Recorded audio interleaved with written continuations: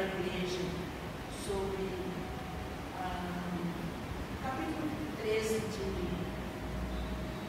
de Paulo, né, de 1 Coríntios, Paulo, onde ele fala da importância de que a igreja do Senhor precisa atentar para dar valor àquilo que de fato estará na eternidade.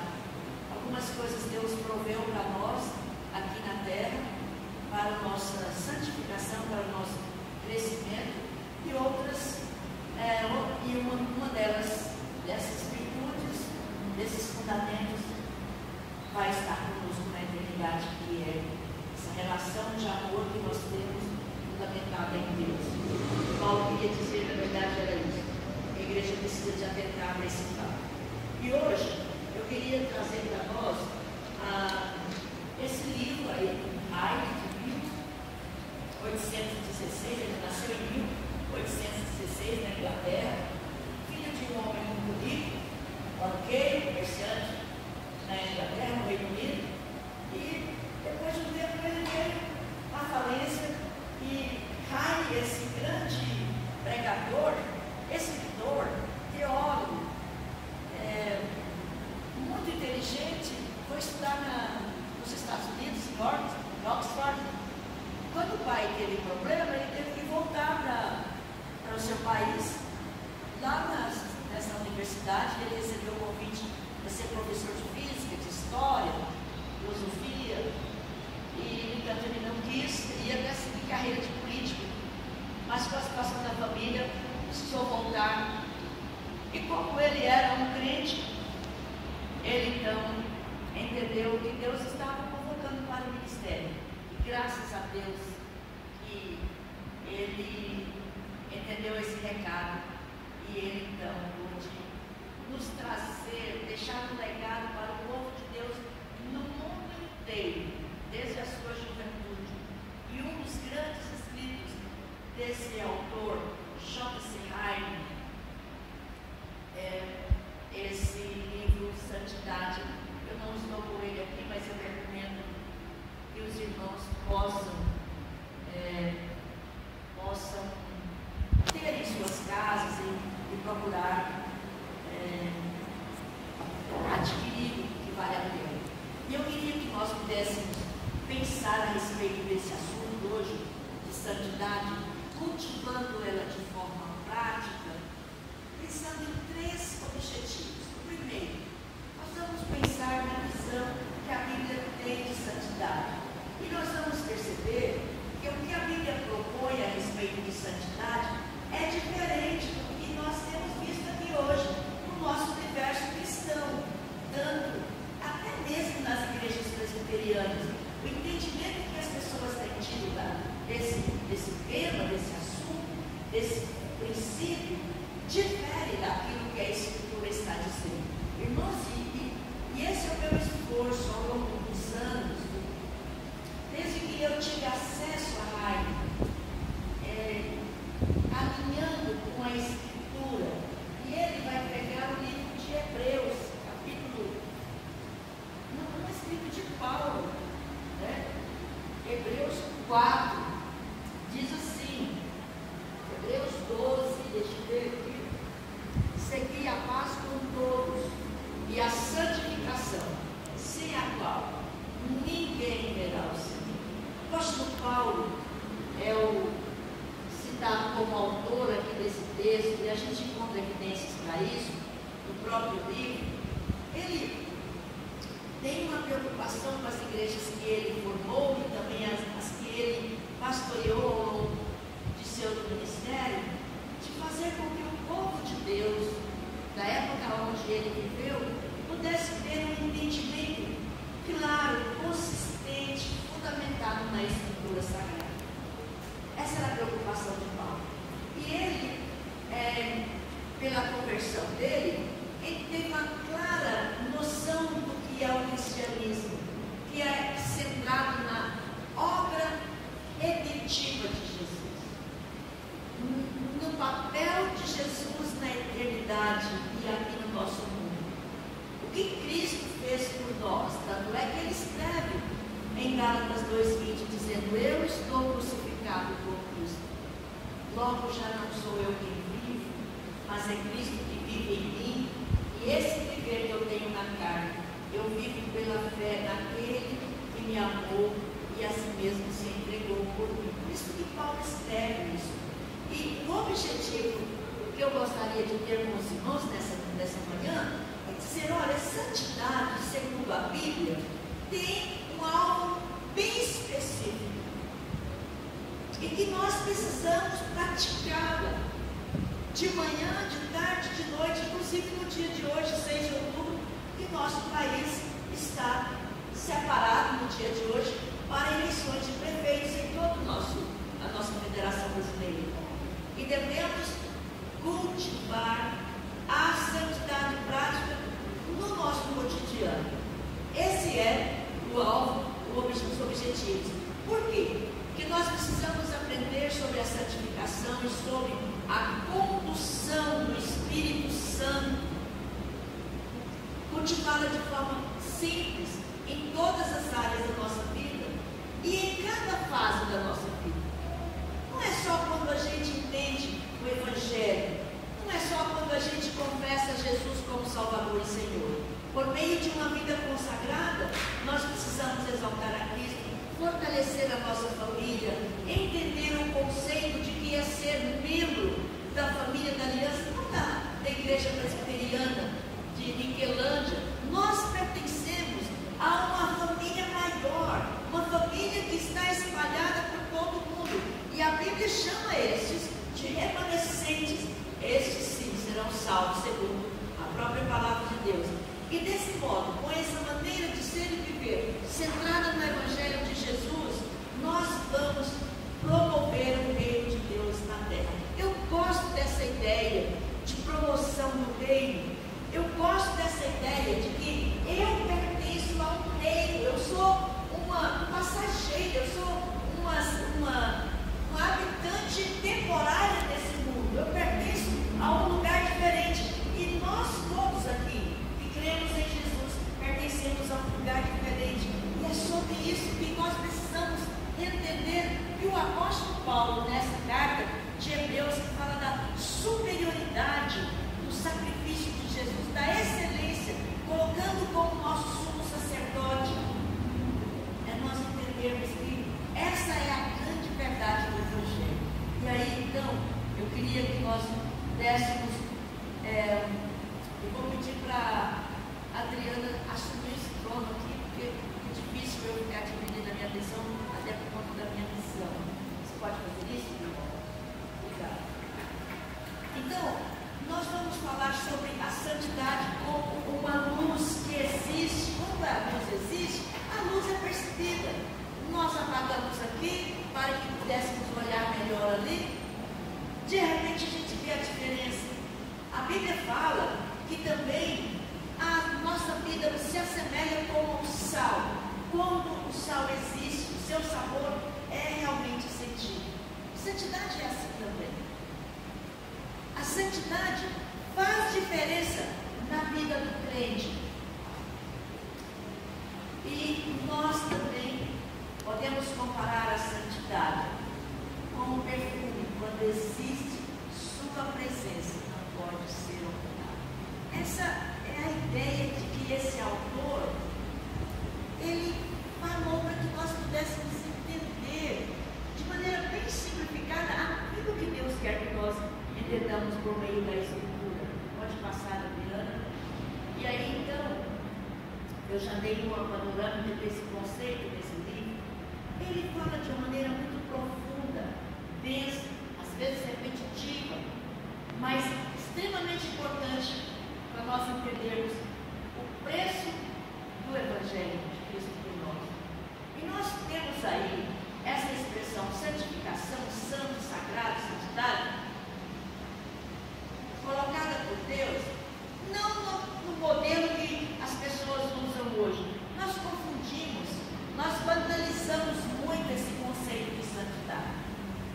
Santidade não é nós estarmos aqui fazendo essas músicas lindas, ou fazendo atividades, ou dando essas ofertas para a igreja. Santidade é muito diferente disso. Isso é uma atitude. Santidade é um posicionamento interno. E a igreja atual precisa reavaliar, redefinir, reinterpretar o conceito que nós temos desse tema. Por quê? Porque tanto nós, mulheres, homens, crianças, precisamos entender o preço que Cristo pagou por nós na cruz foi muito caro e é por toda a eternidade. O que impede de Deus colocar sua ira plena sobre nós é a morte e a ressurreição de Jesus por nós. Se Cristo não tivesse vindo e nos resgatar, nós estaríamos eternamente mortos em nossos delitos e pecados. Queridos irmãos, irmãs, essa verdade bíblica precisa de fazer uma revolução dentro da nossa mente e do nosso coração.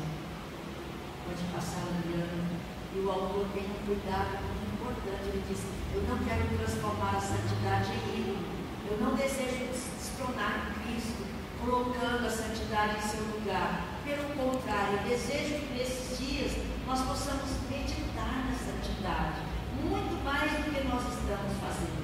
Essa expressão santidade, ela é muito falada aqui nesse público pelos pastores, pelos presbíteros, os diáconos, os líderes, as mulheres, os professores de escola dominical, e muitas vezes nós perdemos até o interesse por esse assunto, porque achamos que nós o compreendemos o suficiente, já temos assim o entendimento e isso basta. É isso que o autor está dizendo. Olha, é tão sério essa coisa, que eu corro o risco de achar que eu estou dando uma super ênfase nessa palavra, mas não é. Quando eu penso na morte de Jesus, o autor diz no livro, eu entendo que a obra de Deus aqui nesse mundo é fazer com que cada servo dele, serva dele, se transforme à imagem e semelhança de Jesus, de segunda de manhã, de tarde, de noite. Não há descanso, irmãos, não há férias para nós. Nós não podemos tirar recesso dessa obra do Senhor, mesmo quando a gente desanima da igreja, mesmo quando a gente encontra diversos obstáculos na nossa vida pessoal, nós nunca, jamais podemos pensar que podemos levar de qualquer jeito a obra de Cristo por nós. O enfoque da nossa conversa é quais pontos nós iremos refletir. Pode ir, Adriana. Fazendo assim, Adriana, você sabe que é para ir para frente. Porque essa é a vontade de Deus para nós. Porque aqui eu quero conversar com vocês. É porque a vontade de Deus para nós é a nossa santificação. Seguir a paz com todos. E o que Paulo quer dizer com essa paz aqui? Ele quer dizer que nosso relacionamento interpessoal precisa ser afirmativo, precisa ser saudável, precisa ser construtivo. E o caminho para isso é que nós possamos fazer morrer a nossa velha natureza. E quem faz essa obra é o Espírito Santo, santificando-nos em todas as áreas da nossa vida. Esse é o modo pelo qual nós seremos vistos pelo Senhor e Ele por nós. Segundo ponto, nós precisamos praticar a santificação cotidianamente, porque essa é a maneira que o Espírito Santo vai moldar a nossa vida à imagem de Jesus. Porque o amor de Deus é derramado em nosso coração pelo Espírito que nos foi outorgado. Romanos capítulo 5, outro texto de Paulo. Quem faz a obra em nossas vidas é o Espírito Santo. Qual é o relacionamento que nós temos tido com o Espírito Santo? Como vocês, adolescentes e jovens, o que é que tem sido ensinado para vocês aqui na igreja? Como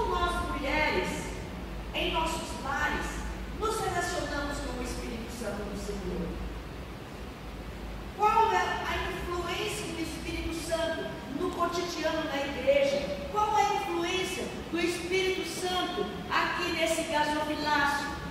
Como o Espírito Santo tem impelido a igreja para ser fiel nos dízimos e nas ofertas e no sustento desse espaço. É sobre isso. E o mundo aí fora olha para nós e vê Cristo em nós, do jeito que nós estamos nos comportando. Que tristeza! Que tristeza! As pessoas olharem para nós e verem um Cristo diferente daquilo que a Escritura está dizendo. Terceiro ponto, porque essa é a estratégia de Deus promover o seu reino. Quem ama o próximo tem cumprido a lei. No zelo não sejamos remisos, sejamos fervorosos no Espírito, servindo ao Senhor. E tudo quanto fizermos, façamos de coração para o Senhor e não para os homens. É isso que Deus está nos chamando. Essa é a clareza do Evangelho.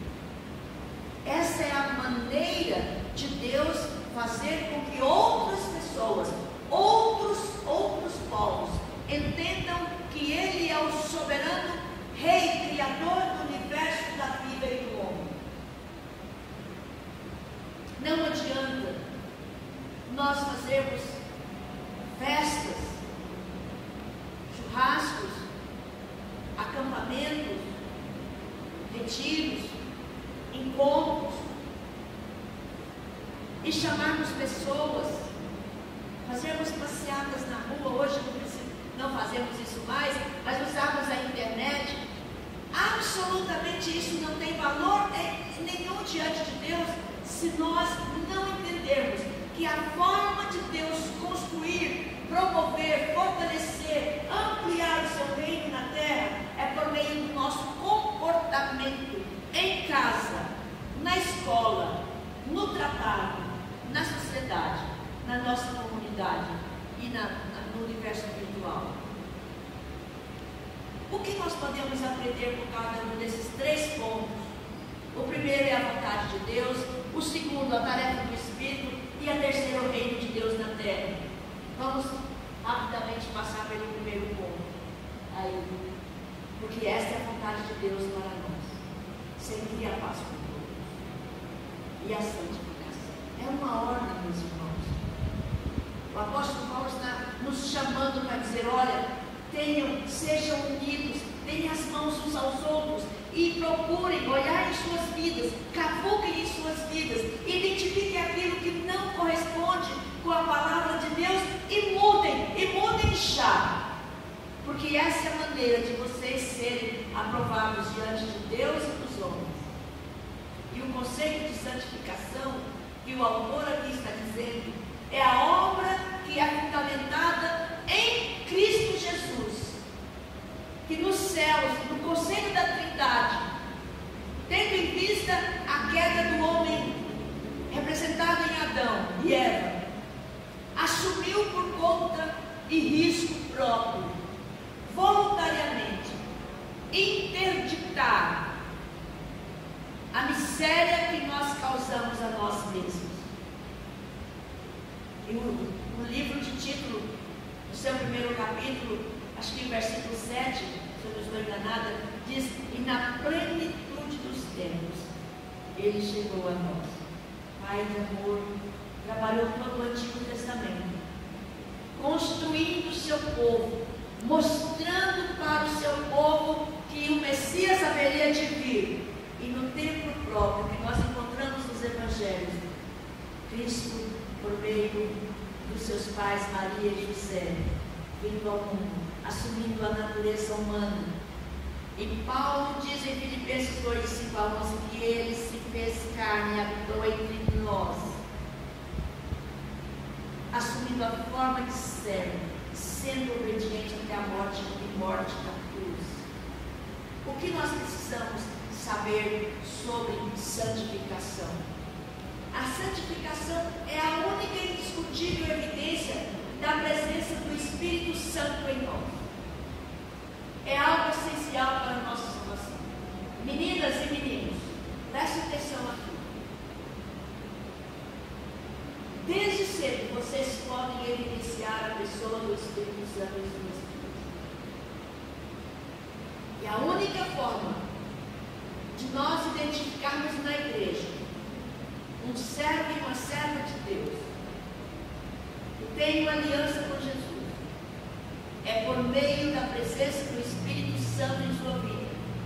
Não fazendo falar em línguas, não fazendo tocar aqui na frente, isso são 12 talentos.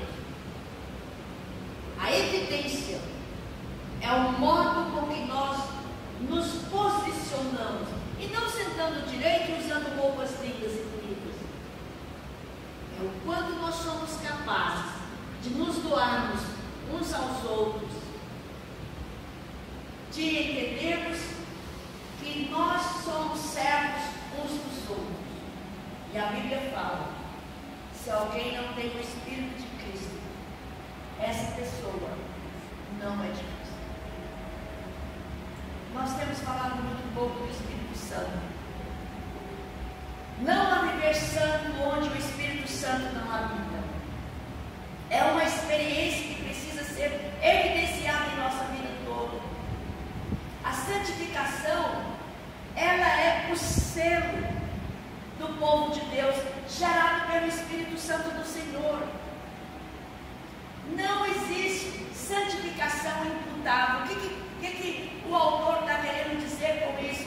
Ele diz que eu posso ser uma pessoa consagradíssima e fazer com que o meu lar assim o seja, mas os meus filhos precisam se converter verdadeiramente ao Evangelho de Cristo e confessar a Cristo e buscar o Espírito e se ater à palavra e fazer morrer a sua velha natureza. A santidade do pastor Paulo não é transferida para o Paulinho e vice-versa. Não existe perfeição em pecado. O que o autor quer dizer com isso? Quer dizer que nós precisamos de compreender que enquanto estivermos nesse mundo, nós vamos nos esforçar para buscar sermos cada vez mais parecidos com Jesus, mas temos que compreender que nós somos pó da terra, que o pecado habita em nós, e ele só vai ser plenamente exterminado quando nós fecharmos os nossos olhos para esse mundo.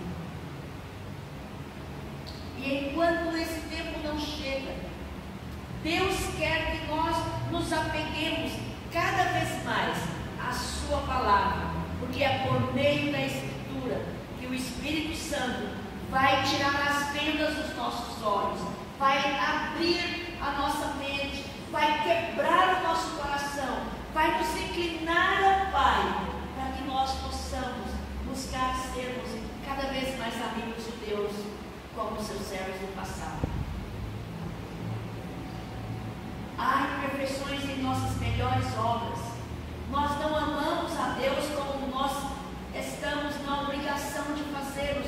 Por mais que nós nos esforcemos, por mais que nós amemos a Deus, isso é insuficiente a Deus por causa do pecado que habita em nós. Por mais que façamos de todo o coração, de toda a mente, com toda a força, nós não tememos a Deus como deveríamos temer. Nós não oramos a Deus, senão com muitas imperfeições, porque habita em nós o pecado. Por isso que nós somos servos de Cristo, por isso que o nosso oxigênio é o Espírito Santo. Nós podemos doar, nós podemos perdoar, nós podemos orar, nós podemos viver com esperança, mas todo esse lindo comportamento e importante comportamento será ainda assim perfeito. É isso que o autor está dizendo. Nós falamos e nós agimos imperfeitamente por causa que nós temos duas naturezas: a antiga natureza do pecado e agora a nova natureza implantada por Jesus. Nós lutamos contra o diabo, o mundo e a carne, e ainda assim imperfeitamente. Portanto, nós não nos envergonhamos de confessar a abertamente o nosso estado de perfeição. É isso que Caim fala. Esse autor está dizendo, olha, por mais esforço que eu faça, será insuficiente para Deus. É uma experiência que admite crescimento e pode ter graus. Um crente pode ser muito santo em algumas coisas e débil e com dificuldades em outras coisas. Ela não nos impede de enfrentar conflito espiritual interior. Nós encontramos muitos irmãos e irmãs que são pessoas maravilhosas, são referências para nós na igreja, todavia padecem adversidades grandiosas, lutas grandiosas, inclusive com as famílias. E isso não significa que essas pessoas não são servas aprovadas por Deus. O verdadeiro crente desfruta de paz em sua consciência, mas pode enfrentar guerra interior. Irmãos, isso aqui é muito importante que nós entendamos. O fato de eu ter guerra interior não significa que Deus me abandonou. Há essa dualidade, há essa guerra. Agora nós precisamos identificar se não tem a ver alguma coisa com transtorno. Eu irei falar sobre isso há minutos. A única evidência aceita por Deus nos céus, quanto a confiarmos em Jesus, é a nossa maneira de ser e viver, é a nossa santificação. Não será o modo que falamos ou fazemos.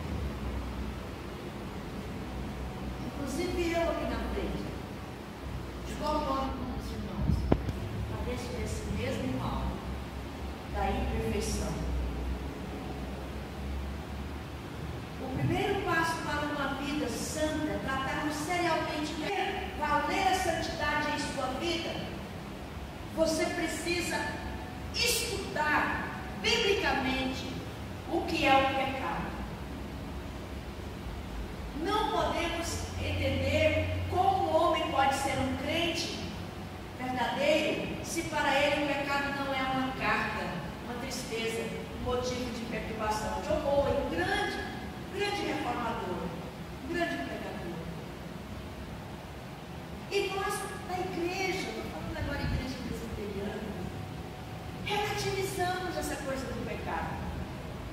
Eu estava conversando com o pastor, a gente não pode mais falar de pecado na igreja. Dentro da igreja presbiteriana, irmãos.